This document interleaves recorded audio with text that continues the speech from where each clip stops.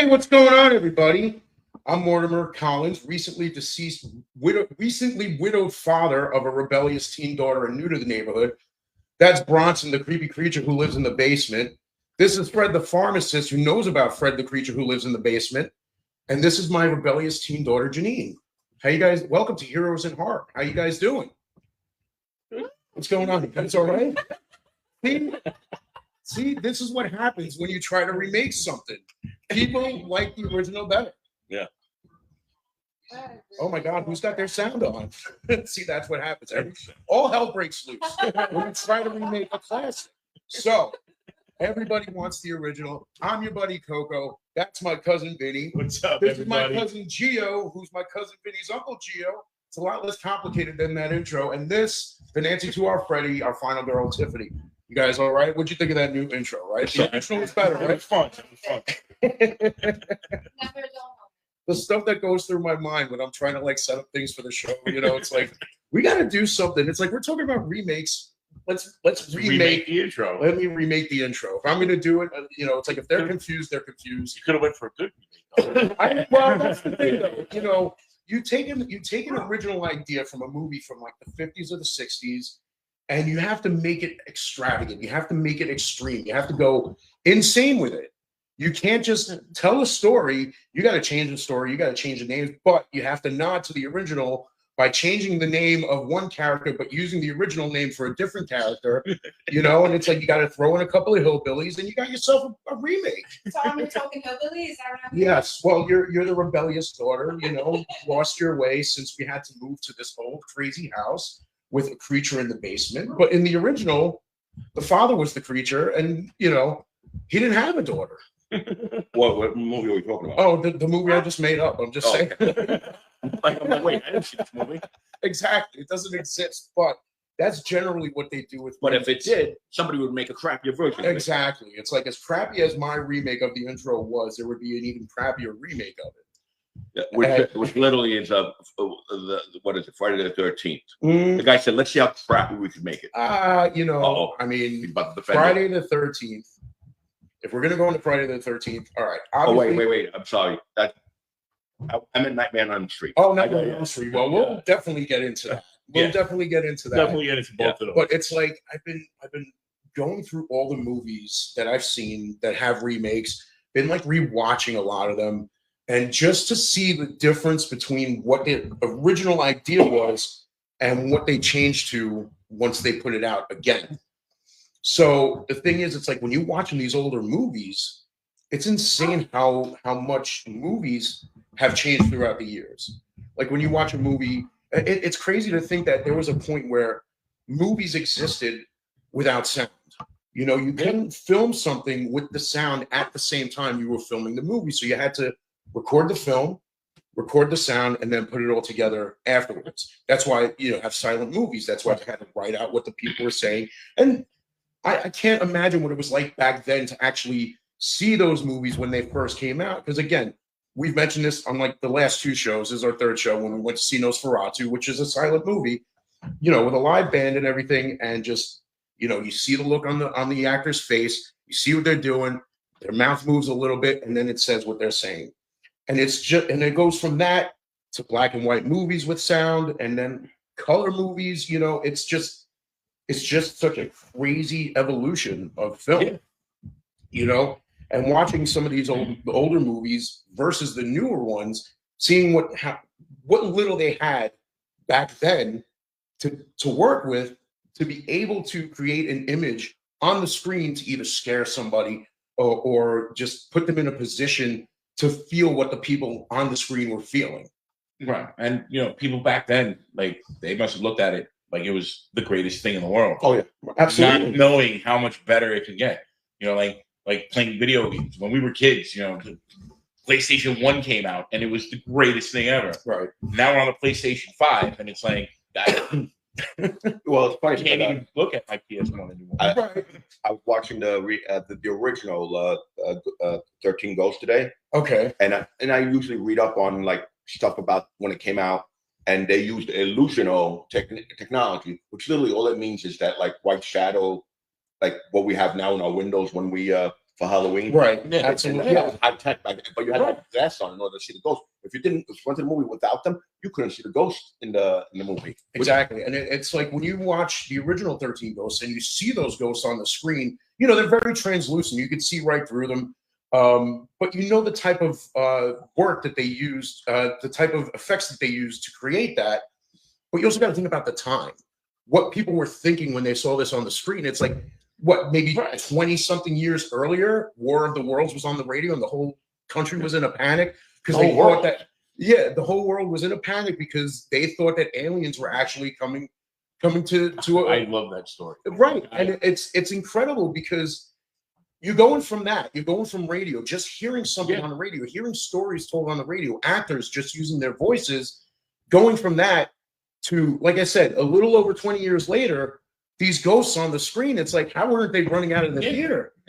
If this scared them just over the radio, just hearing that aliens are invading the planet, seeing ghosts on the screen must have really knocked them on their asses. Like good practical effects, where which we don't get anymore. I love it. I would actually rather see bad practical effects than really good CGI. I think I enjoy practical. So do I, and I feel the same way. And it's when you look at the original 13 Ghosts and what they used, the practical effects that they used for that, versus the remake, which was 2001, I believe. 2001 was like at the beginning of CGI graphics, and it feels like when you watch this movie, they made this movie just to use CGI. Like CGI was everything in this movie.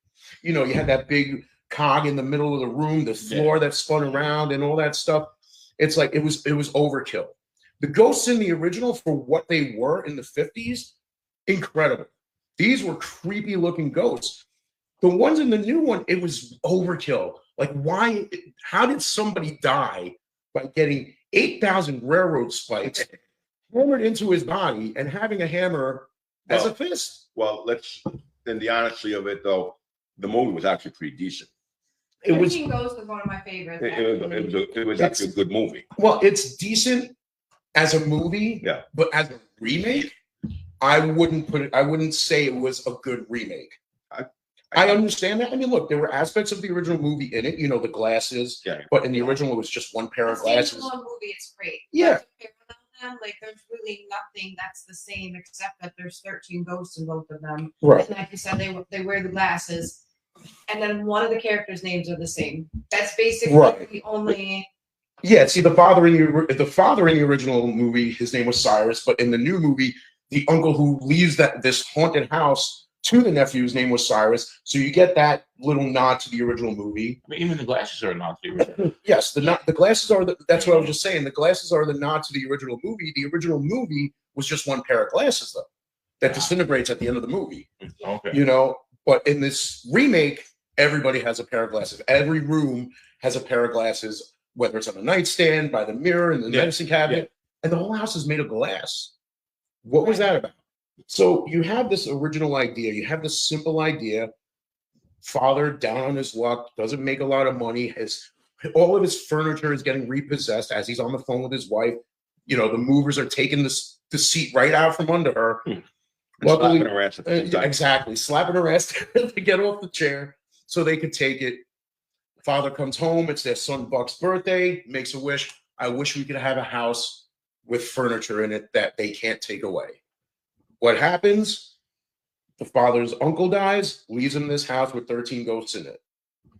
So this is how they get the house with the furniture. Simple idea. Supernatural, if you want to call it that.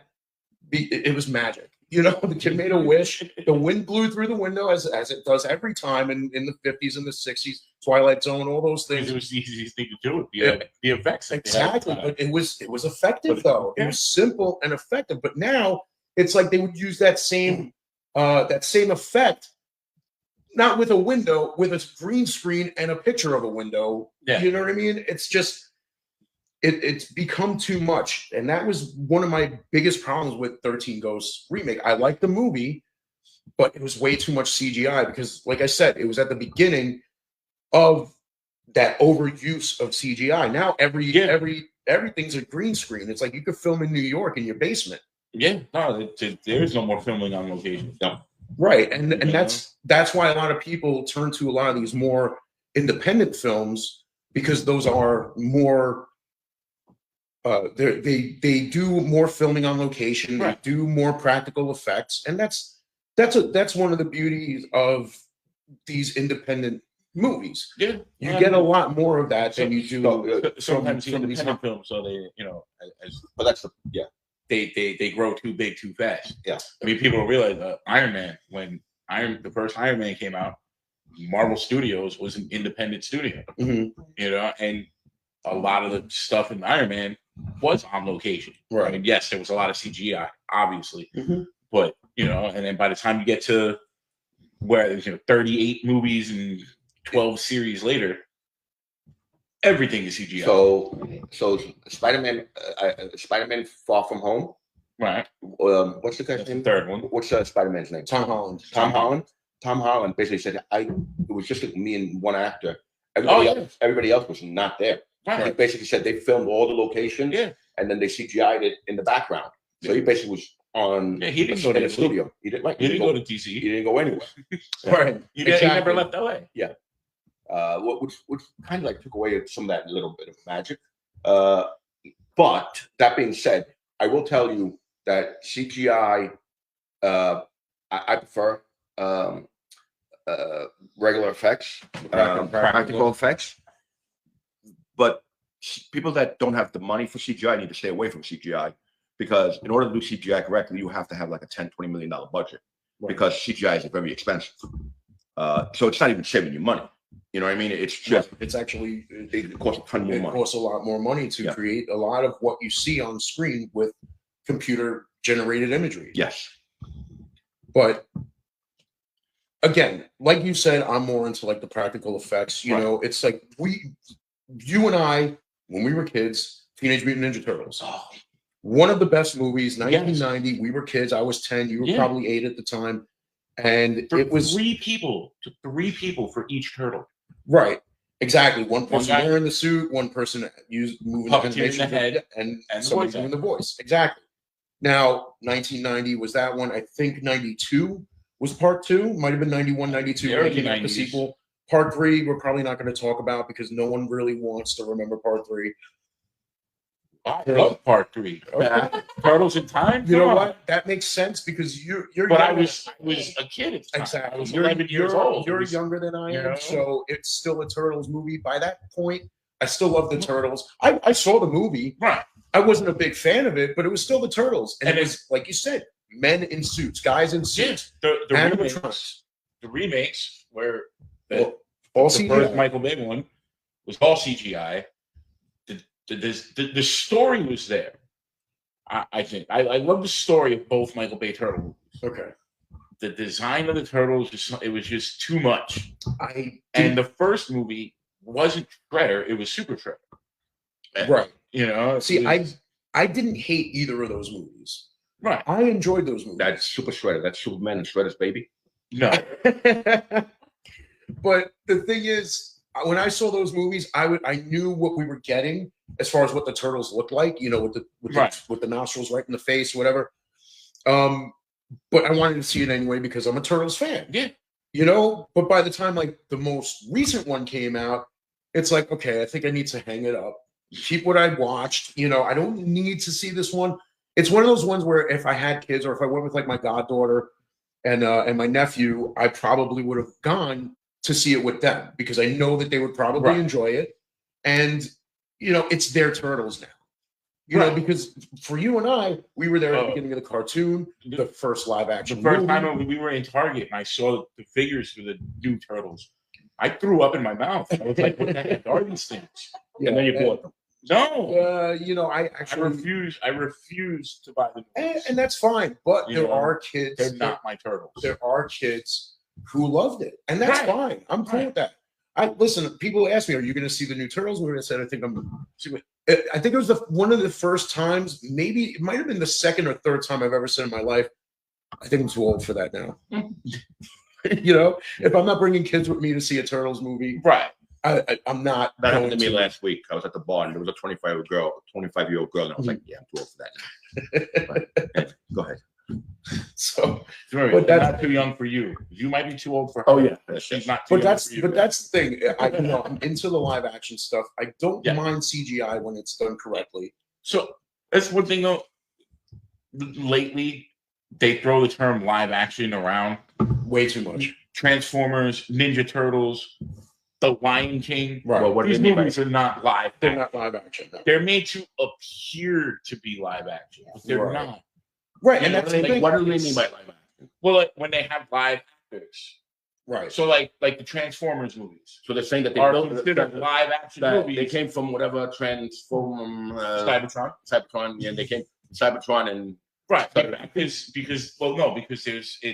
it's real world scenery, it's real world people, and then these and then Transformers CGI'd it, the Turtles CGI'd it. so So It's so not- we're gonna acting, but they're acting. So- It's live action, but it's Yeah. not animated either. It's a hybrid. this is the problem with a lot of movies today, and in general too. But they're so concerned with like live action that they forget to write a good plot. Right. I will tell you. So I was watching Evil Dead, the original, Okay. which is a classic, Classic. one of Absolutely. the best. Yeah. You know, but when you look at it, you saw what I was talking about last week, which is when he cut off, like Tiffany was going like, "What? Why is he cutting off her legs?" And I'm like, because they're about to do a trick that the guy knows how to do it, and he has to set it up. And all of a sudden, the guy's cutting the girl's cutting 15 parts, and they all start shaking on the floor. Which you have to remember back then, that must have been amazing. Oh yeah, absolutely. You know, Cool yesterday. the faces and of the zombies or whatever the hell they were, Deadites. deadites, Yeah. didn't were not great. But again, I understand that. I'll be honest with you. When I first saw that movie, when she's banging on under the floorboards, that scared the hell out of me. It still does. Like Yeah, the look on that's his face, that's like the scary. eyes. But that's what I'm saying. The less you see, the scarier it is. Exactly, and When that's they came face forward, it wasn't. The other thing was with when the girl's sitting Indian style, Tiffany style on the floor. That's scarier to me than when she had the makeup on and stuff like that. Right. And obviously the tree rape. you know. I mean, They had to I put that think in at any point watching that movie is that's gonna make you cringe no matter how old Yeah. you are. Yeah. I was telling Tiffany, like, look, this is why it wasn't allowed in a lot of movie theaters just for this one scene. And it's because obviously. Right, and as far as Evil Dead goes, I know you're the one who first. I don't remember if you lent it to me or we watched it together. Was the 2013 remake of Evil Dead? I believe it was. We watched it together Okay, and at like that your was- house or something. yeah, that was a good remake. I Yes. liked it. It's one of the very few. I mean, I wasn't in love with it, but I really like it. Was it as good as the original? No, No, but if it was the original, it would have been great. right, because it's they went a little different with it. Yeah. Ash was a female, Right. which is cool. But it was a good movie. It was a fun Right. movie. There was a point where we thought that they were actually going to expand on it, but they never did. Right. Instead, they gave us Evil Dead Rise. They gave us Evil Dead Rise, which I personally, No T-shirt for that one. no T-shirts. And it's a funny thing that you mentioned that, because when I saw Candyman in 2021, I was so sure that this movie was going to be phenomenal. I made the mistake of buying like 3 T-shirts before the movie came out. I remember that. And that was what made me stop buying T-shirts before a movie comes out. Honestly, I don't think I've seen you that excited for a movie Right. since Candy. Right, But there you go. exactly. Go back. And that Like, makes sense that because it was over the top excitement. He was exactly. on the way to the theater, he's in the car shaking. Right. Like, Well, he was ready that for was it. the thing. It was 2021. Alamo Drafthouse just reopened. And I was going to the theater by myself. I'm like, all right, I'm gonna get myself a fried chicken sandwich, and I'm gonna watch Candyman. Tony Todd's gonna be in it. This is gonna be great. This is We gonna saw be it together. No, we didn't. We did not, because I remember Alamo Drafthouse just reopened. Who did I see it with? It wasn't me. I saw it, and I ordered my food. I'm sitting there eating my sandwich, and I'm holding it like a kid, almost like when we saw Ant-Man become Giant Man. So I'm sitting there eating it. I'm like, I'm doing one of these, like as I'm watching it, and I was really disappointed.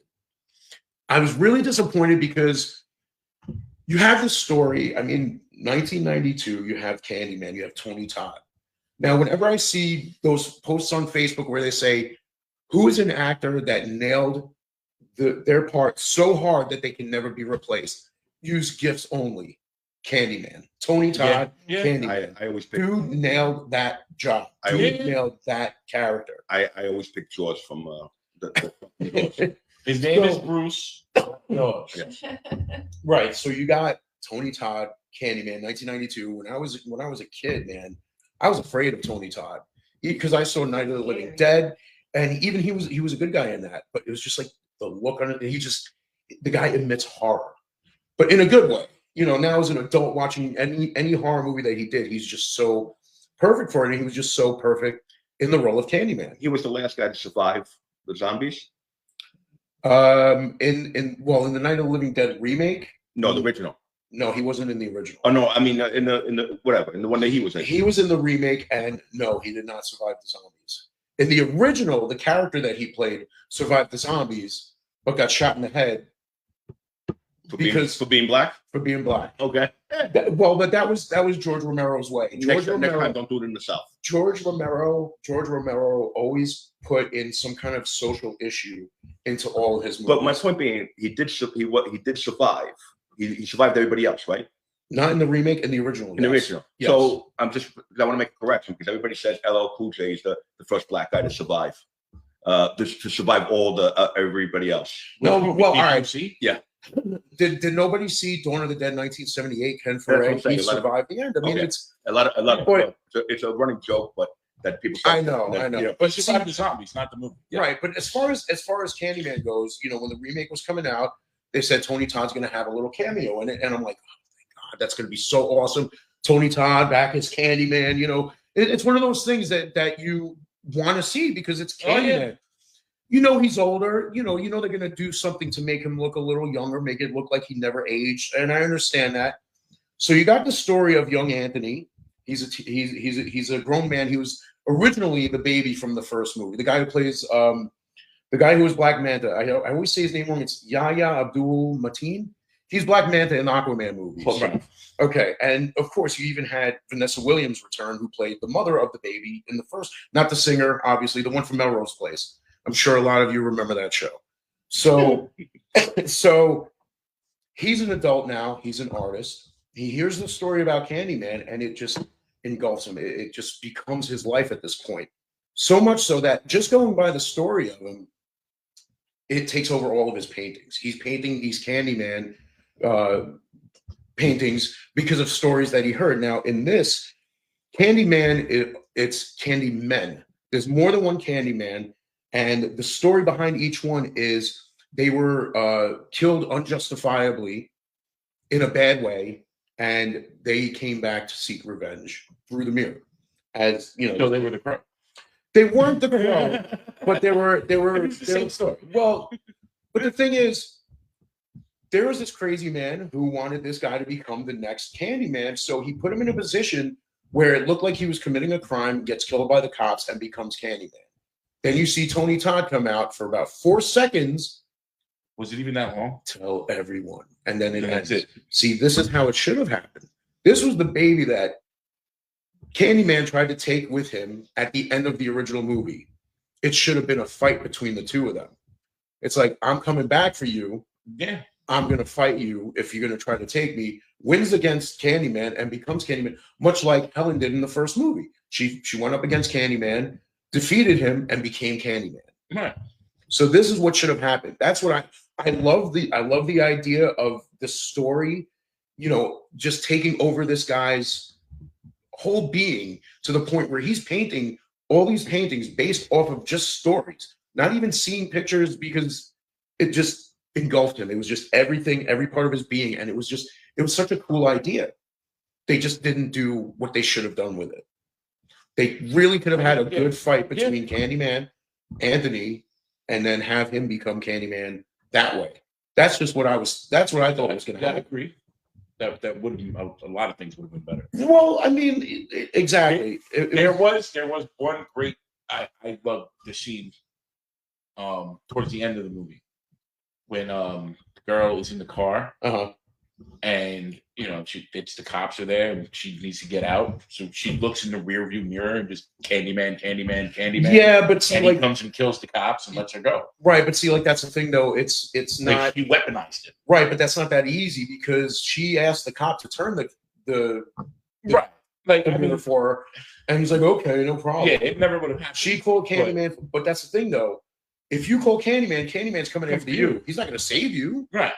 You know, that was the whole lore of the story. That's why I didn't like that scene. I don't care. To me, it's not even about like cops getting killed. You know what I mean? Cops. You know what I mean? Candyman's coming for you. He's coming. Remember what I remember what It doesn't I matter what you do for a living. This is what I said either last week or the week before. A lot of times somebody thinks of an awesome scene, and it is an awesome scene, But they but don't it doesn't put it make in sense. there. But it doesn't make Right. sense in the movie. Agreed. I said that a million times. Right. You see that a lot. Yeah, and when it comes to Jordan Peele, I'm not really a fan of his movies. I thought Get Out was good, and Get Out was great. I know he only Everything else sucked. I know he only co-wrote this Candyman.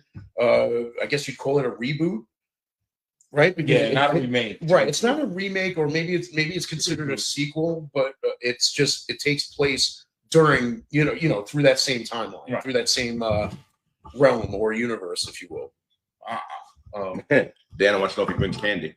What's that? Diana wants to know if Jordan Candyman Peele, I brings gotta put him in the Candy. same class. Don't be as- corny, Diana.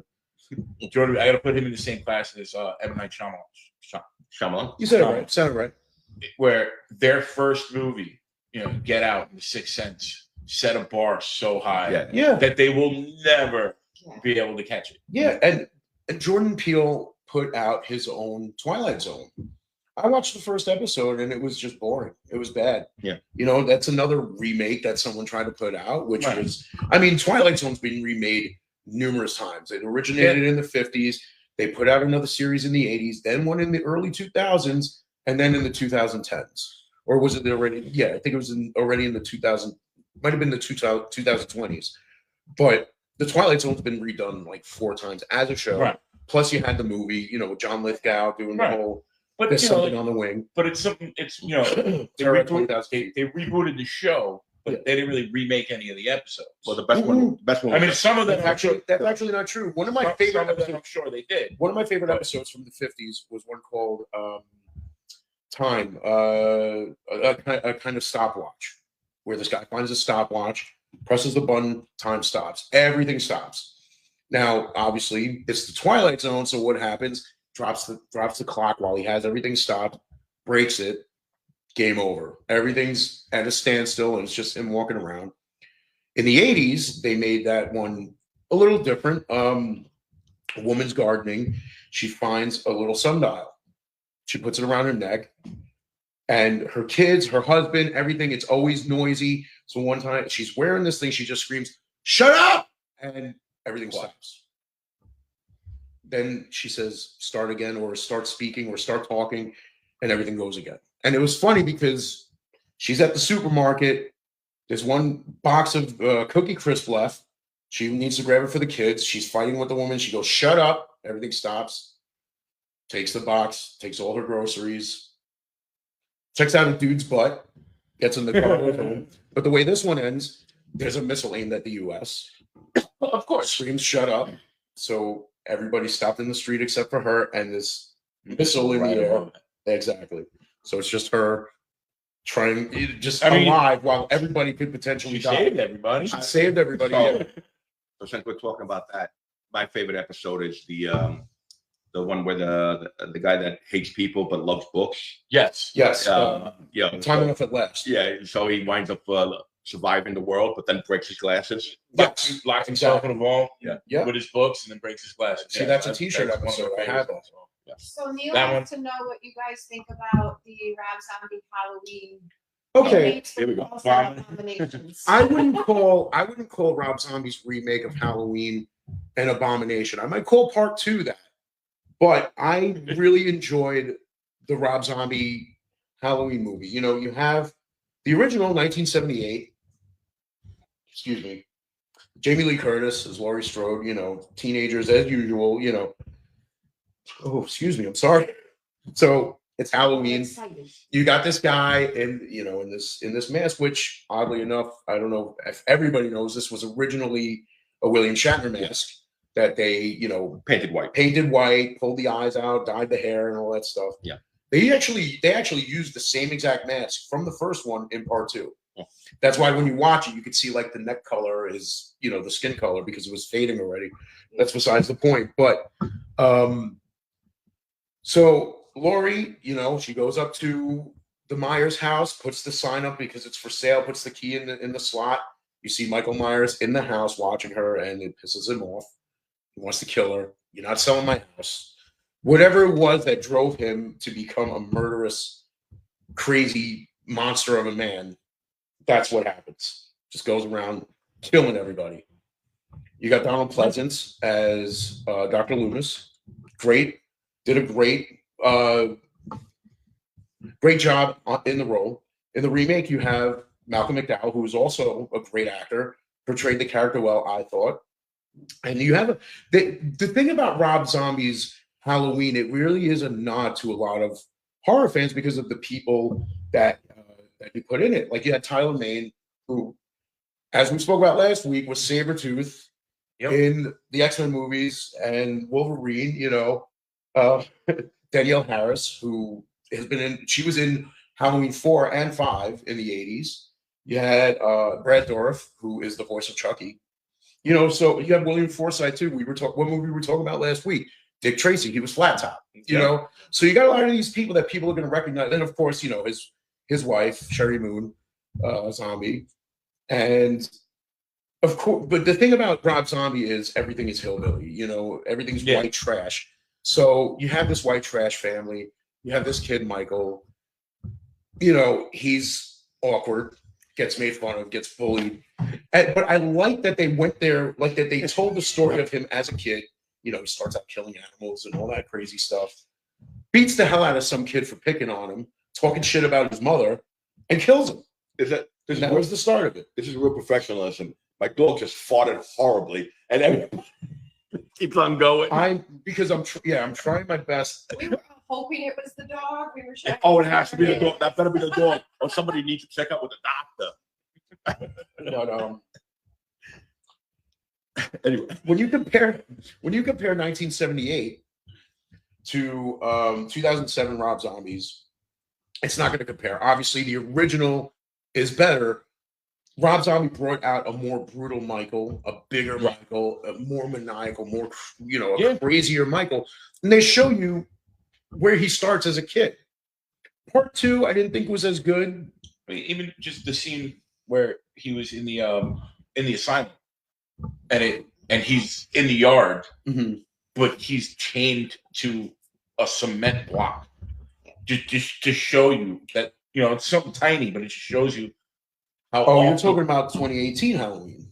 Wasn't that in? That was in 2018. No, that was in the 2018 Halloween. Oh, 40 years later. Yeah, no, that one's bad. No, that was a good one. No, that was a good one. I loved. See, that's the thing. It's you have. I'm getting them confused. You have, but see, one of my favorite. one of my favorite things about Rob Zombie's Halloween was the scene in the hospital when he's got that crazy orange mask. It looks like a messed up pumpkin face. Okay.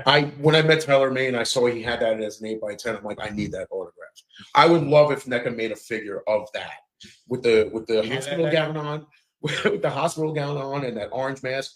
I wish, one of my things is I said that if they did a whole movie of Michael Myers in that orange mask, and it wasn't Michael Myers, it was just a slasher movie, it still would have been good.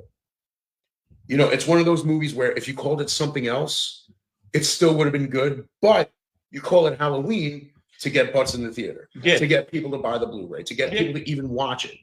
But then again, as you were talking about 2018, 40 years later, everything that happened between Laurie Strode and Michael Myers and Dr. Loomis didn't happen. It was just part 1, 2018, Halloween kills, Halloween ends. Yes. So, of course, you can always diminish something with a tiny bit of dialogue where they say, hey, isn't your grandmother his sister? Yeah, well, no, somebody started that rumor. Yeah. Very easy. That's a perfect example of the difference between a reboot and a remake. Exactly. So Rob Zombie remade the films. The 2018 rebooted the franchise. Right. Exactly. So that brings up an important question that I always had. do you consider Rob Zombie a musician that does film or a film guy that does music? I would say a musician who does film. I was about to say, Because at as the a core of musician, it, he's awesome. at the core of it, he's a horror movie fan. Yeah. Right down to his bones. And you know that. And I he brought remember that into his music. Yeah. right. And exactly. And that happens a lot. I mean, you also have Glenn Danzig who started a whole band called the Misfits based on a Clark Gable, Marilyn Monroe, and even Eli Wallach was in this movie. This is an older movie. Yeah. All three of those actors were in it. The movie was just kind of odd. It wasn't real. There really wasn't much to it. It was a decent flick, but it was just like there was nowhere to go. But it's just odd to me that Glenn Danzig named his band after this movie. It sounds good. We're the Misfits, you know what I mean? But the movie itself, I wasn't really a fan of. And their songs are all based on horror movies. It's all based on horror. You know, you got Vampira. I mean, when we went to the Shanley, I always refer to it as the Horror Hotel because of the the Misfits song. But that's, you know, neither here nor there. I mean, Glenn Danzig's done his own horror movies. They're not as good as Rob Zombie's movies, so that should tell you about what it's like watching a Glenn Danzig horror movie. You know, the first one he did was called Veronica. It was an anthology movie. Went to the theater to see it, and Glenn Danzig was there. I got to meet him, which was awesome, but the movie was terrible. And he also did Death Rider in the House of the Vampire, which was better, but it was weird because there was no music in the movie. You know, it was You figured that'd be an easy thing to exactly. You had him. You had why can't I think of his name? He's in the Chucky movie. He was Idle Hands, the Stand video. Why can't I think of his name? You know what I'm talking about. Anyway, You know the guy. he was in it. Yeah, I'm sure I know it, but I'm not. Yeah. Devin Sawa. There we go. Ah, There we go. Sorry about that. Had a little brain fart, and it wasn't coming from the dog this time. So, as you can see, I have this mask here. I know it's got the Freddy glove on it, but it's not supposed to be Freddy versus Jason mask. That one's at home. This is the mask that I made for the remake when I met Derek Mears to have him autograph it. And one thing I love about the guys who play Jason, when you meet them and you bring them a mask that you made yourself, if it's not made from the original mold, if you had to mold it yourself, I had to like heat this up to like bring it in a little bit to try and do my best. When you show it to them, it's like, yeah, you know, I made this myself. It's like, oh, that's pretty good. It's never like, oh wow, you did that? That's like I felt like I just got a D in art class. Yeah. yeah. But buddy. exactly. But I appreciate the honesty. It's like you're the one who had to wear the mask, so you know better than I do. Yeah. So as far as Friday the 13th, the remake, the 2009 remake, like I said, Derek Mears was Jason in this. And like for him, this was a big deal because he was a Jason fan. He tells the story about when he got the call, how excited he was. Like he was trying to like contain his excitement over the phone. It's like, yeah, you got the part. It's like, oh, okay, cool. Like, you know, it's like really, you know what I mean? It's like, oh, okay. Professional on the phone. Yeah, and it's funny. Who's the guy from Jared Padalecki? He was in it. Which that storyline of him trying to find his sister was kind of part of like the final chapter where you had what's his name looking for his sister who died in part 3. So the remake is very much a combination of mostly the first 3 movies because it opens with the mother. It opens with Pamela Voorhees. He starts off with a sack around his head, like in part 2, and then he finds the hockey mask, like in part 3. And even if you want to go as far as Jared Padalecki looking for his sister, it's even an aspect of part 4, the final chapter, to be more specific. Now there is actually a somewhat connection between Friday the 13th remake and the first Transformers movie. Travis Van Winkle. And yeah, the guy to play, he was Trent, the actor, Michaela's boyfriend in the first movie. He actually mentions her like going away to their to his father's cabin for the weekend. You know, some friends going away to the father's cabin for the weekend, and then he plays pretty much the same character, and he drives the same truck that he drove in Transformers. Same name too. It is that character. And I haven't been able to find it, but some people say that there is a black on black Decepticon logo on the truck in Friday the 13th. I think I don't remember where. I think it might be on the steering wheel. I remember somebody saying it's there. I tried to find it, never was able to. But Right. I mean, like that, I mean, they're both Michael Bay movies. Right. exactly. know, That's where you get the He connection. produced Friday. I think he produced I know he Friday. I know directed he had. I know Transformers. he had a production credit. I believe even in the Nightmare on Elm Street, in the remake of Nightmare on Elm Street. Probably. But when And you, it's weird seeing a movie that's involved with Michael Bay, and there's not an explosion every 30 Yeah. seconds. well, that's probably why he wanted to have something to do with the With Nightmare, Freddy. because there's fire everywhere. But as far as Derek Mears really brought something special to Jason, I believe, because again, much like Rob Zombie's, they added a new kind of brutality to him. He's running, Yeah. he's beating, he's just going crazy, and it was great. It was, to me, it was a really good remake. A lot of people who don't like it don't like the combination of all the movies. Like, well, it starts with the mother. Like in part one, Betsy Palmer playing Pamela Voorhees, who technically doesn't even get her name until the final chapter. But you take the elements of those movies and you just combine it into one. I like that. Yeah, I mean, I enjoyed it. It's like it seems like with that movie, they it didn't seem like they were trying to launch a new franchise. Like they just wanted to make that one movie, tell Just for that fun. one story, and give us elements of what was it, 1, 2, and 3. Right, and like I said, there's that little And that little element of part of final chapter where there's a brother searching for his sister. The difference being in final chapter, his sister was already dead in part 3, whereas this one, Jason's holding her in his little, his little underground cabin or cavern, if you will. But the same year that remake came out, 2009, you got the remake of My Bloody Valentine, which I find funny is that Jensen Ackles, am I saying it right? Ackles. Jensen Ackles was in that movie the same year Jared Padalecki was in the Friday the 13th remake, and they're both in Supernatural together. Yes, and So, since you mentioned Supernatural, Mhm. the next season of The Boys. Mhm. So Jensen Ackles is already in it, and the next season, Padalecki and Misha Collins are both going to be in it. And, they really has a Supernatural They reunion. know they're gonna have 2 more seasons already. The next season that's coming. Oh, okay, but I haven't seen that. I saw season 1. That's it. so Yeah. well, as far as My Bloody Valentine goes, the remake, I thought it was really good. It's like they took most of what would happen in the original into this remake. You got the guy who comes back. What's his name? Tom. In the original, it was TJ. Comes back in town, finds out that the girlfriend that he left behind is dating his best friend Axel. So in the original, it's this guy bantering back and forth with this guy Axel, with his buddy who took his girl when he left. It's like, well, dude, you weren't here. What do you expect? You took your girl, sloppy seconds. Exactly. And it's and then of course, you see TJ and the girl like having their moments together, and of course Axel's getting, jealous.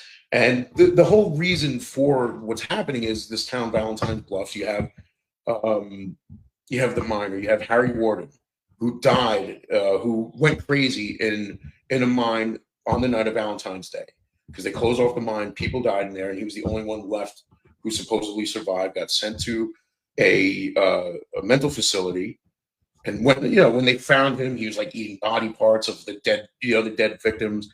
So 20 years later, they decide to do this Valentine's Day dance. The reason that these people died was because of negligence, because these people were running out to go to this Valentine's Day dance. And now somebody's back threatening death on the whole town if they have this dance. You find out who it is at the end. The ending is different in the remake. The whole time you think it's one person, it's somebody else. I don't want to, if you haven't seen My Bloody Valentine, you know how it ends. I mean, there was even a fan film that came out of it called Valentine Bluffs, which I actually thought was one of the better fan films. Did not see that. Which one? Valentine Bluffs. Great. I actually backed that on Kickstarter. Indiegogo. Never Hike Alone, I love. But Right. Yeah. But so in this one, same story. They're trying to get this dance going again after so many years. It's like Harry Warden can't be alive anymore. He's dead. And it goes back and forth, and you start wondering who's the killer in this one. They changed up the ending. I wasn't really too into the ending in the remake. The 3D was awesome. I loved it. But the story was still good. It was still a good remake of a slasher movie. So as far as the Supernatural Brothers, their remakes in 2009, I thought those were both really well done. I'll take Friday the 13th over my Bloody Valentine remake, but both were really good. I enjoyed both of them very much. Yeah. So I want to deviate a little bit here. So I want to ask a question. First, I'm going to ask a question about horror. Mhm. Then I'm going to ask a question about hero stuff. All right, the horror thing. That what I'd like to talk about for like 5 minutes. Mhm. What do you think is the overplayed tropes? The overplayed Tropes. tropes? Yeah. As in what? Like, what would you like? Give me an example, and I'll tell you what I would think. Murderer's not dead, or trying to give a better example of. I mean, there's a lot of stuff that. Well, actually, I'm sorry. The wind blowing through the window. You know what I mean? Oh, like stuff like that. Yeah. Like I mean- basically that it's you see it. It's easy to do. Something that's there in every There's a movie. lot. I mean, I think a lot of. I think sometimes like with the possession stuff, like some of the like the demonic stuff and the Satan stuff, and the basically shitting on, if you will, like religion. Oh, Like, I'm not a religious person Yeah. myself. Like I said, It's an easy target. it's a very easy target. Christianity is one of the easiest targets because it's become Openly- so only religion you can openly make fun of. right, and that I totally agree with, but it's just become so overdone. Like I said, they did it in Terrifier 3, they did it in the Omen, the first Omen. Not that they made fun of it, but it's like placing blame on the Catholic Church Yeah. for this demon being here. It's just become overdone. I don't mind possession movies. Not the first Omen. The first Omen. Yeah, right, the movie called The First Omen. The sequel that came out, 30 years after part 4. Now, that's a perfect example where they should have went with a remake or a reboot and decided to go with the sequel. But there was a remake. There was a remake with Julia Stiles, which I didn't think was that bad. I think one of the problems that a lot of people had with it was almost word for word. Yeah. It was almost exactly like the original. They didn't stray too much from it, which I don't generally have a problem with. But That was why even? What's it called? Also, I'm sorry, man, but you reminded me of something. The was it Psycho? That the idiot remade a movie frame by frame. Yeah, and it was exactly the same. It fucking makes no sense. It makes no sense to remake a movie if you're not gonna change something a little bit about it. But now, same thing though. If you change too much, Right. you Exactly. I mean, you got to find the right balance. yeah. I mean, Right. Night of the Living Dead, the original and the remake, very similar, but there were differences. Right. As we spoke about earlier in the show, Yep. you had Ben, who made it the whole night, made it through the whole movie, gets killed at the end just because. Somebody's just Right. going to say, "Well, we thought he was one of those things." You can't prove that person's lying or not, but as I said, George Romero always put something dealing with the social climate at the time, and that obviously had to do with racism. These guys didn't question whether or not this was an undead being; they just shot because they saw what he looked like. Right. Whereas in Dawn of the Dead, the social issue that he spoke about, or that he put in the forefront of it wasn't as subtle, was consumerism. These zombies, the undead, are walking In the mall. in the mall because it's something, and they mentioned they that know. it's something that they know. It's Right. something they remember. It's basically muscle memory to be walking around. And believe me, I didn't. You watch those movies, you know what it's about, and it doesn't hit you until you see it for yourself.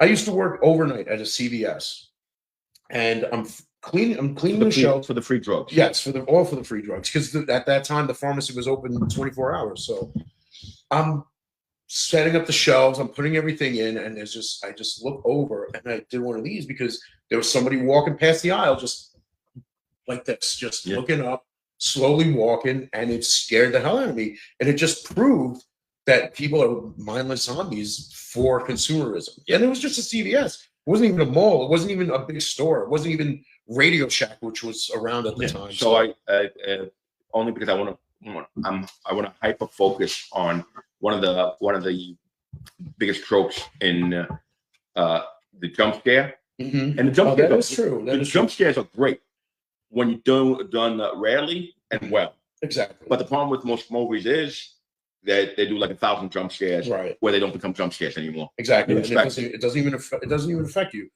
When I saw that movie Skinamarink, they tried so hard to just jump scare people, Yeah. but it was just a still camera the whole time facing the wall. You just hear these kids talking, you hear a demonic voice, and then all of a sudden you just see something flash on the screen, or the dead mother sitting on the bed and Yeah. then just turn her head quick, and it's like everybody in the theater is like, I'm just like, please, So really the let this end. another trope that what's considered a trope is the final girl. It's actually considered a trope Okay. Yeah.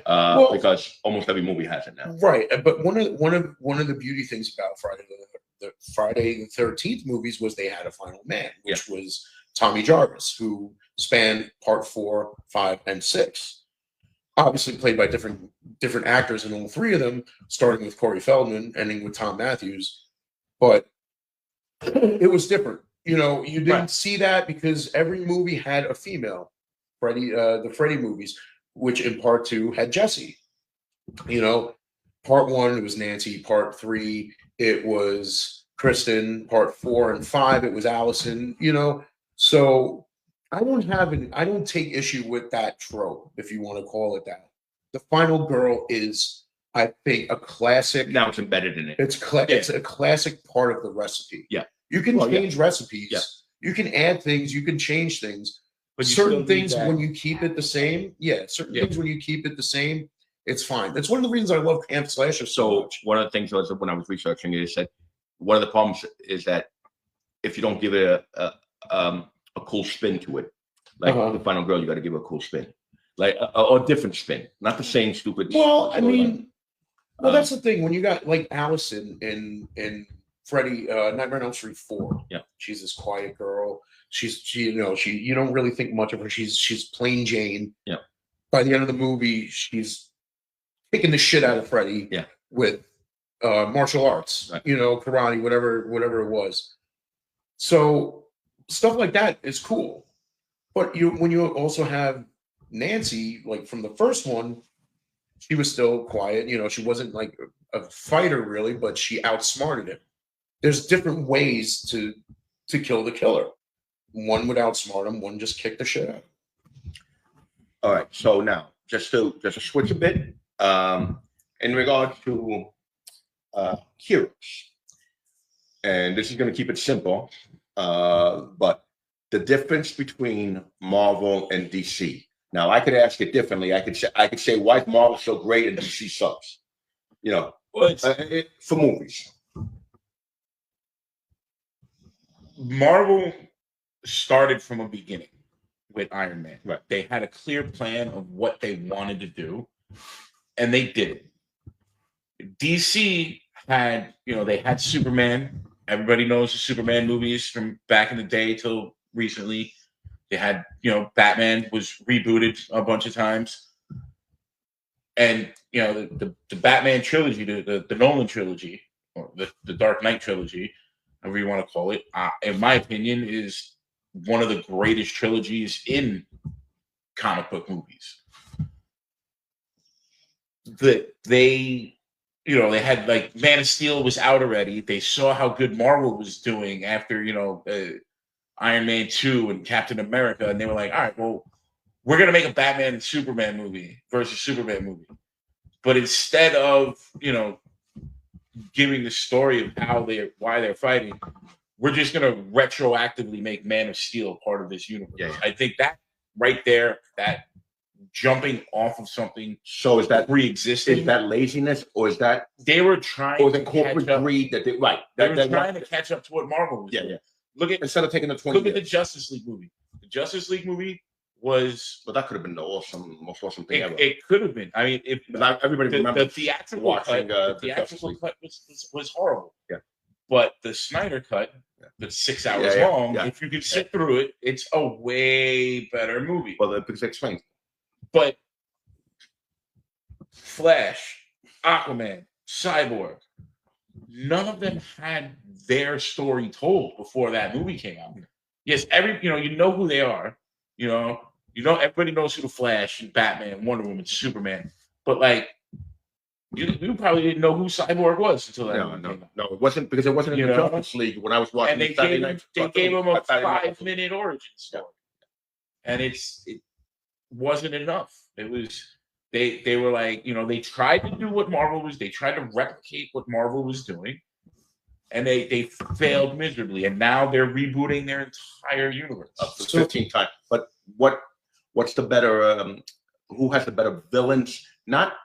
Well, actually, give me who has the better villains on film, and who has the better villains if not on film, like from the original DC, from the original comics. It's tough. I mean, Marvel, DC probably has more of the iconic villains that everybody knows. Yes. Everybody knows who the Joker is. Everybody knows who Lex Luthor is. So this is what I was gonna say. This is what one of the problems I have with both. Actually, more with Marvel. Marvel seems to have like everybody that can snap their fingers and destroy the whole universe. Whereas the Joker, obviously, you had to fight him and you had to farm and stuff like that. It feels like they keep on making these. It's power creep. Right. It's power. Like Iron Man. The first Iron Man, he's just fighting another version of himself. Yeah. But by the time you get to Infinity War, yeah, he's fighting Thanos, who literally snapped half the universe. Right. So let me ask you this. We had Raimi's Spider-Man movies. Yeah. 1, 2, and 3. Tobey Maguire. Then we had a reboot with Andrew Garfield. The Amazing Spider-Man. You had 2 movies. And then you had Tom Holland. Homecoming. Yeah, the Homecoming trilogy. Right. Okay. So the Homecoming trilogy. Now, in No Way Home, if I'm correct, was the third one. Right, where you had all the crossovers from the Tobey movies, from Tobey and Andrew and movies. Now, in my opinion, I felt like Amazing Spider-Man Part 2 wasn't that good. It was not. So watching that, they went with Jamie Foxx as Electro. They made him blue, which is not something that you really saw in the movie. So in the Homecoming trilogy, Far From Home. Electro finds a new No Way Home. Electro finds a new power in this world that he's in, and he's Electro from the comic book. Iron Man's Arc. Do you feel, in explaining that he's in a new world, he's got this other electrical power, juiced up? Yeah, and he again looks more like the comic book. He says, "I got the new," whatever he said. Do you feel like that makes that Amazing Spider-Man Part 2 a better movie now that it was explained in this one? A little bit. I mean, him being blue in Amazing 2 was actually comic accurate. Okay. For the Marvel's Ultimate Universe, which is more what Amazing was based on. Mm-hmm. So, him being blue as a comic reader, it didn't bother me as much. Okay. But seeing him in his classic colors in Far From Home, right, and then that split second where the lightning and he has that stupid crown on his face. Yeah. It was amazing. It was awesome. Yeah. I think when everybody caught that. But another thing that I think Far From Home, it actually enhanced Spider-Man 2. Mm-hmm. Tobey's Spider-Man 2. Okay. Which is one of the best, if not the best, Spider-Man movie. I agree. If you watch that movie, when he's fighting Doc Ock at the end, mm-hmm, all of a sudden, out of nowhere, Doc Ock is like, I'm not a bad guy anymore. Right. It's out of nowhere. Right. And for 20 years, it was never explained what happened. How he just he was a good guy. He had a bad day. He became a bad guy. And then all of a sudden, in the middle of a fight, he's a good guy again. But now with Far From Home, that second was when he went from his universe into the Homecoming universe, was cured, and sent back to the exact same time. And it enhanced, I think it enhanced the ending of that movie a lot. I totally agree. And that's why I felt like rewatching The Amazing Spider-Man Part 2 after seeing Far From Home or No Way Home, You appreciate I it. appreciated it a lot more. Yeah. Because what somebody had mentioned to me, it's like you see Peter Parker in the Amazing Spider-Man riding a skateboard. It's like Peter Parker wasn't that cool, but it's a different universe where Peter Parker might be where he a was little cool. Where he was cool. You know, You know? we watched the end of that movie wondering like, why is Rhino in a mecha suit? Different universe. Exactly. It's like, all right. It's like you let certain things slide. Because like, all right, it's a mech suit because it's a different universe where Rhino was a guy in a suit. Okay, we'll let it slide. Are there certain things in reboots that you think were changed because of certain things like that? Certain things that could be considered from another universe that you just say, no, you're not getting away with it this time. I mean, like with Marvel, I think like with the Spider-Man stuff, I don't think when it happened it was intended to be that way, Mhm. and it just kind of fell into place. Right. You know, but if you look at like Tim Burton's Batman to Christopher Nolan's Batman, Uh-huh. you know, like I don't think those two would ever be able to meet. You Those know? two Batman. Yeah, Michael Christian Keaton Bale and Michael Christian Keaton. Bale. Like, Okay. And why is that? I don't think they can make it work. And the multiverse is strong in DC Comics. Uh-huh. You know, it In the happens comics. all the time. Not in the Right. movie so much. Right. But I think actually at this point, if they tried to do it, which they kind of did with the Flash movie, which was garbage. Not very as well, far as point. but okay. You know, they tried to do it, and as amazing as it was to see Michael Keaton back in the suit, especially because they kept the stiff neck, you know, Right. it was amazing, and it was nostalgic. It was such a bad movie. So I want to jump to another subject, which we could use for both actually. A scene for horror would be a creepy scene or something scary scene that changed, that is your most memorable, that changed everything, the way you look at movies and stuff like that. Now I'll tell you mine, which I think everybody knows it. That's been with me, right? The Changeling from 1980, when he throws the ball in the river and it bounces down. I'm sorry, when I watched that the first time, you know, when you say you want to feel something again for the first time? Yeah. Now, the first 100 times I watched the movie, I felt it. It kind of diminished the 101st time, Right. but I felt it like the first time that ball dropped. I mean, you know how your body, your insides leave you. You know, like you're like, holy shit! Right. It was the scariest, spookiest thing. And for horror, for any movie, what do you feel? Well, I mean, I remember back being a kid, 7, 8 years old, seeing my first Freddy movie. Yeah. Which was part 3. But going back to watching ones before it, the moment when Freddy holds up his glove in the first one, his first line, "This is God," that scared the hell out of me. I had a nightmare that night, and like in the nightmare, I remember this like it was yesterday. He reached out at me, got my back. I woke up from it thinking that I had cuts on my back. Mine is a well, that too. The No horror side. no is porn. No, it's a Freddy moment also.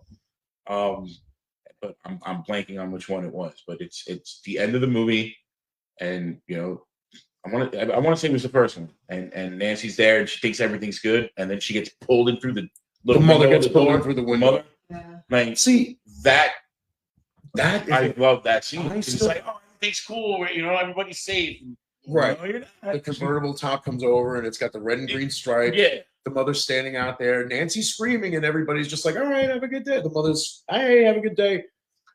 Freddy's hand comes out through the little window in the door, grabs her by the head, and And pulls just her in. pulls the The whole thing body. is, And it, you know, doesn't break the window or, like, you know, just the the only body thing- gets squeezed through that little slit. right. The thing is, and the funny thing with that scene was they didn't like that shot because it looked fake. And that's what made it great. But that's the thing, though. When I was a kid, like thinking that you could just grab a woman, pull her through a hole that's like about this big. It's like that birth. It's like what they say Reverse giving birth. birth is like. Yeah. How many times did you try that? I tried it once when I realized that I couldn't even get my fist through it. Like Yeah. it was just like I was like, yeah, I'm too big for this. But on the comic side, I would have to say Endgame. When Captain America, you know, To your left. everybody's the to your left, everybody's gathered, That is a good scene. and he just grabs the hammer and he finally says, "Avengers, Yes. assemble." Yeah. That whole scene was awesome. That was I a very actually iconic read- moment. read something about that recently. That he doesn't yell it; he whispers it. Yeah. Right. And it's Vertigo. not. He don't- like the theory on why it was whispered was, excuse me, he wasn't saying it to rally everyone. Right. He was saying it to rally the Avengers, Right. Iron Man, Thor, Black Panther. Like Right. his people. Like Iron Man had his. Not Iron Man, but Thor had his army. Right. Black Panther had his army. Doctor Strange had his army. He wasn't commanding the armies. He was commanding who was commanding the armies. And yeah, like that's just, and also, as a Cap fan, waiting 20 years for 50 him to say movies. it, like, But and it was teased a few times. It It was. was teased a few times, and it's just the impact of it is great. I just want to get real with Tiffany. What about you? Will you have like to see any movie?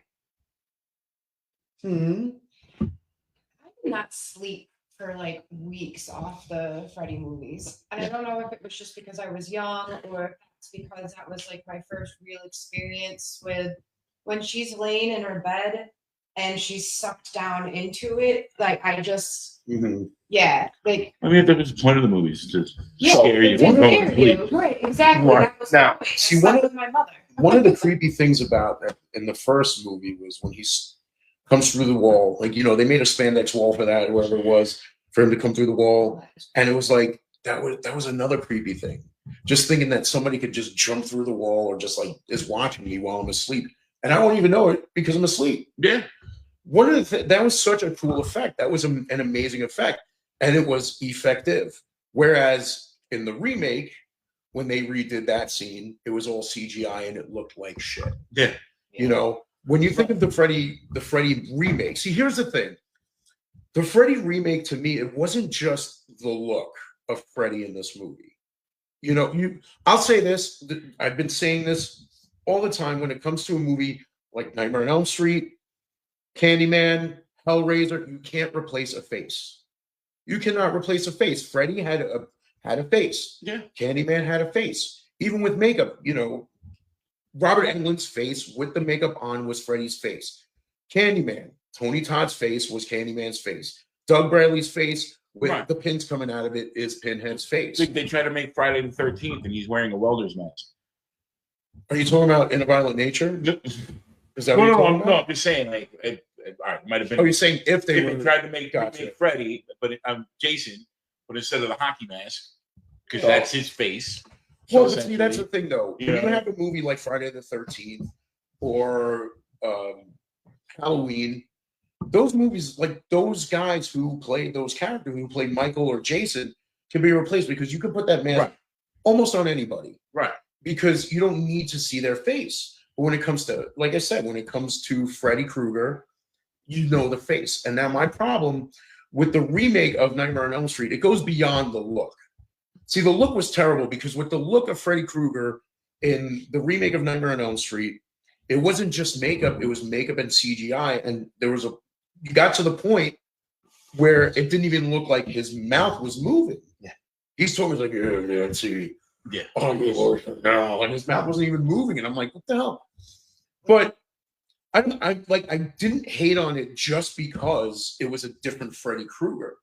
I didn't like the story either. The original story was Freddy Krueger was a child murderer. It was implied that he was a child molester, a child rapist, but they never called him that. Yeah. Whereas in this remake, that's exactly what he was. One of the things about Freddy Krueger, one of the things about slashers, one of the reasons that we love them is because they're cool. It's like, yeah, we know Freddy Krueger was a child killer, but he's funny. He's got the look, Yeah. He's got pizzazz. Like, we love this guy. Same thing with Jason. There's there's a reason that someone likes Michael Myers more than Jason. Someone likes Jason more than Michael Myers. There's a reason that someone will like the miner, Harry Warden from My Bloody Valentine more than all of them.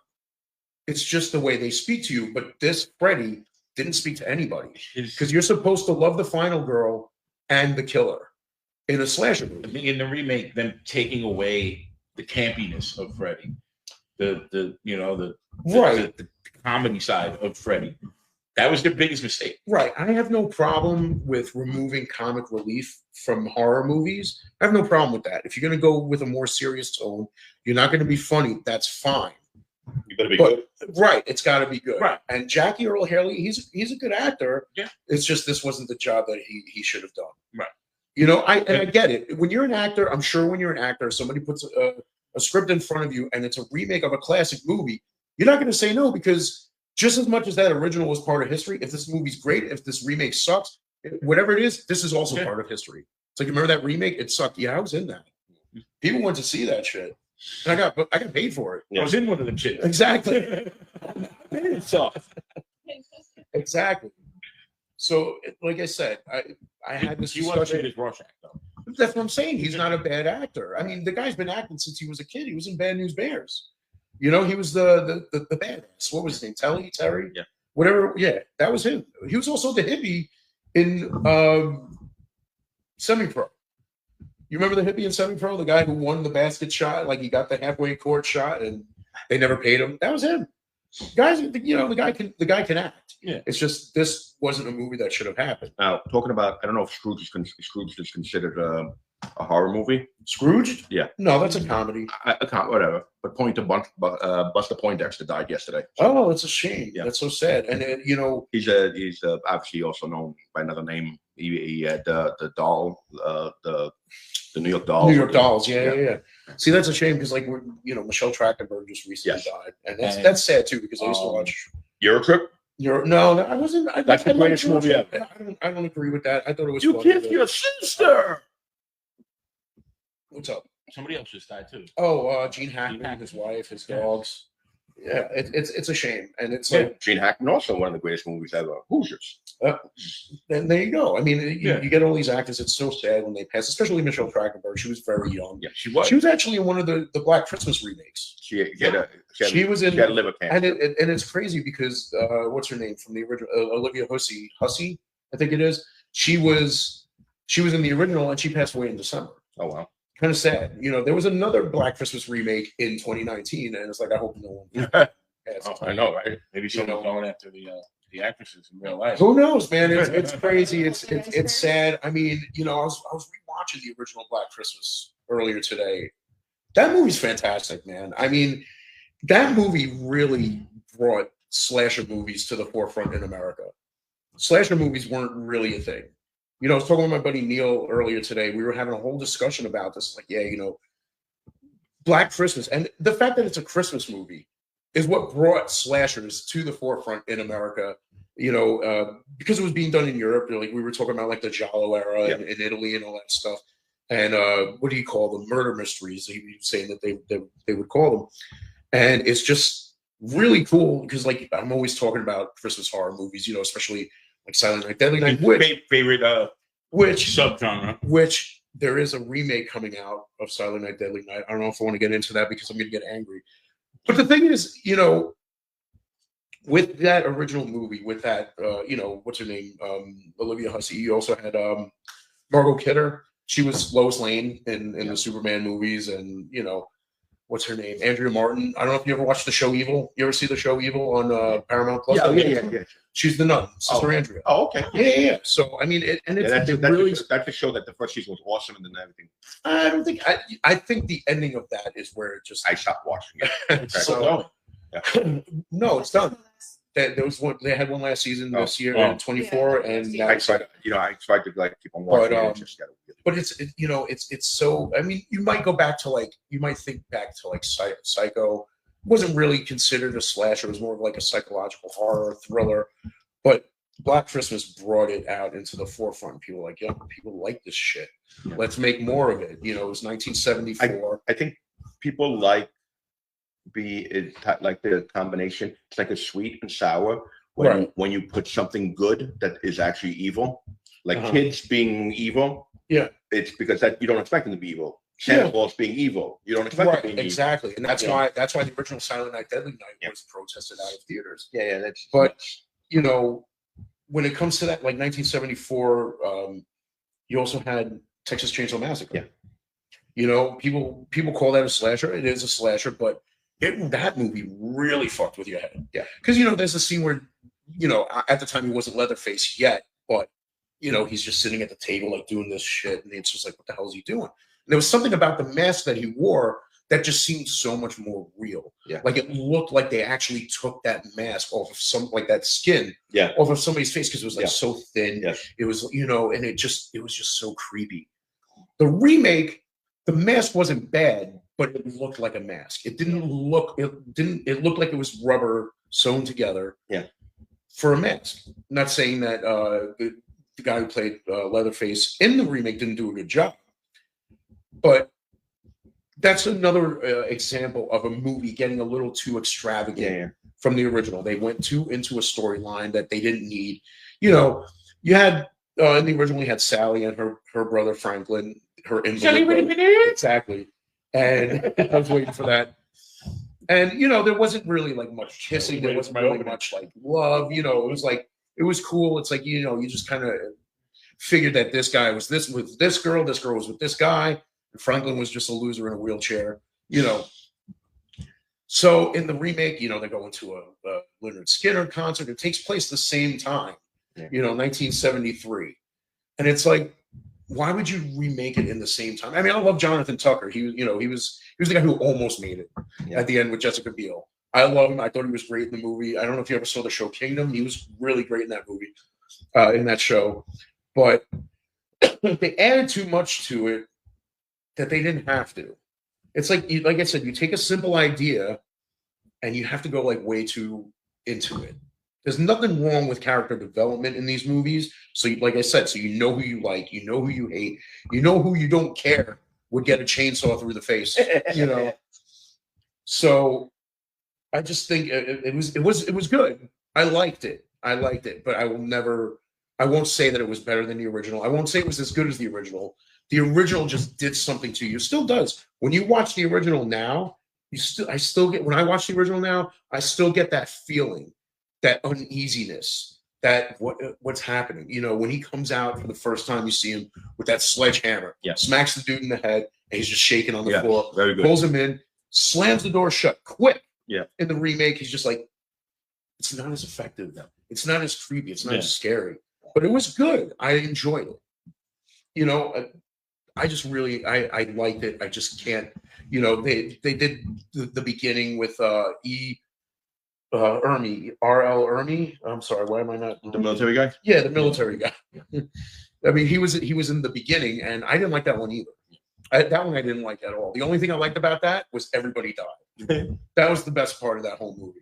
Everybody died. Were you gonna say something? I'm sorry. No, So I mean, I like, don't remember that guy's name. well, see, that's the thing. It's like when it He's comes dead, to by the way. Yeah. when it comes to horror movies, there's always remakes. Yeah. Are there any remakes? When I look at like the hero movies, Right. it's more reboots than Well, remakes. all right. So like you had, we discussed Spider-Man, Batman, and for the most part they are reboots. Right. But one in particular, and it's going back to what we discussed earlier, practical versus CGI, RoboCop. Oh. The first RoboCop Mhm. is one of the greatest practical effects movies. Right. It has a record that will never be broken. Mhm. It has the record for the most blood squibs used in a movie. Yeah. And that record will stand forever because they don't even make blood squibs anymore. Those are the little things that pop. Yeah. And then and it was it was all practical. It was Frank Welker Mhm. in a suit. Yeah. And then you have the remake that was a guy in a mocap suit walking around. And it was and they and granted, if the remake was not a remake, it probably would have been good. Okay. But you had, in the original, you had his partner, who was, his best friend, and it was, the girl.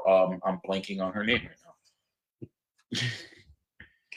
So go on. His best friend, the girl. In the second one, B was played by a black guy. Fine, whatever. But he betrays him, Oh. and it's like, You know, Yeah, it's see, like- it's like Robin stabbing Batman in the back. Right. Like, see, like You know? that's the stuff that I don't like. It's like when That's they take that's stories. that's a perfect example of what I tell you. Sometimes they do a twist to do a twist that doesn't that. But it wasn't even like a wait till the end twist. Yeah. It was the audience knew 20 minutes into the movie. Okay. Right.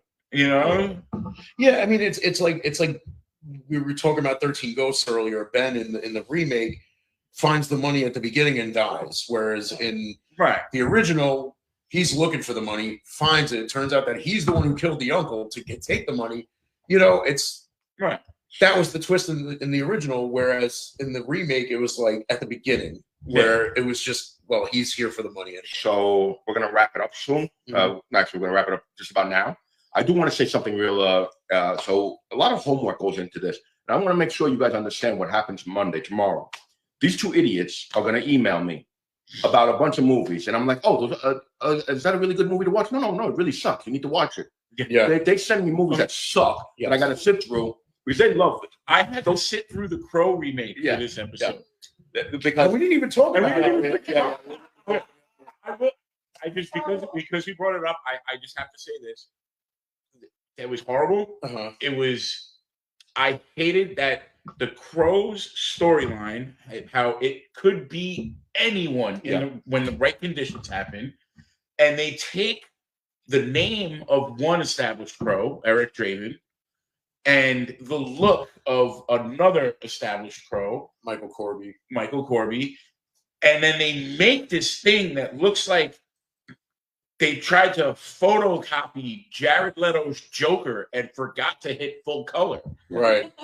That's a pretty accurate description. I mean, and dude, like it through the whole movie, it looked like he ransacked my old wardrobe.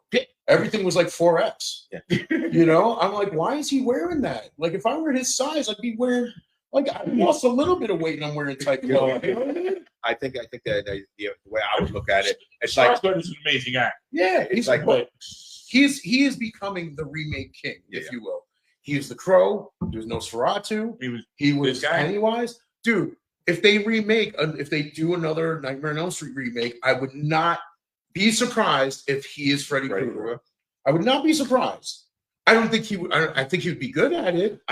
But I think he would be okay at it. But that's totally what I see. All right. So what's people watching this week for next week? Talk about your question. All right. I don't know. All right. My pick for everybody to watch. You can find it on Tubi. It's a movie called Spiral.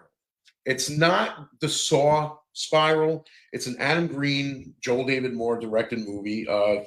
Joel David Moore, if you saw Grandma's Boy, he's the funny robot guy. You know, the robot genius. Say it again. Grandma's Boy is the greatest movie ever made. So you got Joel David Moore. He was, like I said, he was in Grandma's Boy. He was in Hatchet One. He was in the Avatar movies. Amber Tamblyn, she was in 127 Hours and Django Unchained. She was actually in the first episode of the 2002 Twilight Zone remake. The first episode. And you also have Zachary Levi, who I know you know. Shazam. You know. I don't know if any of you watched that show, Marvelous Miss Maisel. He was in season 2. So I would say find the movie Spiral. It's on Tubi. It's free. Spiral on Tubi. Did you think of something? Well, Tiffany, do you know anything? I really still want to watch the remake of Last House on the Left. Okay, so Last House on the Left. You have anything yet? I mean, as far as comic movies, it's just see what's new. See what's new. Captain America. I will tell you a pretty decent movie to watch. Surprisingly, was Talk to Me. I liked it. That one. So that's a pretty good movie to watch if you want to watch a good, decent movie. Nothing great, but good. A 7, 6.5, 7. But anyway, we'll see everybody next week at 7:00. All right. Thank you. Bye, everybody. Bye, Thank everybody. you. Ciao.